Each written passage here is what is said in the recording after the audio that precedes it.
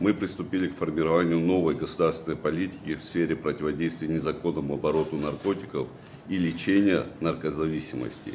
Ее ключевая цель – защита населения, прежде всего молодежи, от вовлечения в наркопотребление и связанную с ним преступную деятельность. Эта работа должна вестись сообща и по нескольким направлениям. Первое. Усиление правоохранительной деятельности и межведомственного взаимодействия. Необходимо укреплять координацию между МВД, Министерством здравоохранения, таможенными органами, прокуратурой и судебной системой.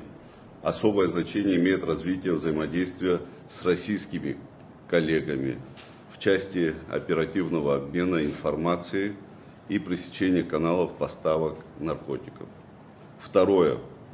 Совершенствование законодательства. Мы должны ужесточить контроль за оборотом сильнодействующих и психотропных препаратов, исключить бесконтрольный отпуск лекарственных средств, усилить ответственность за нарушения в этой сфере. Третье направление – профилактика и реабилитация. Если мы хотим добиться реальных результатов, начать нужно со школы, семьи, университета.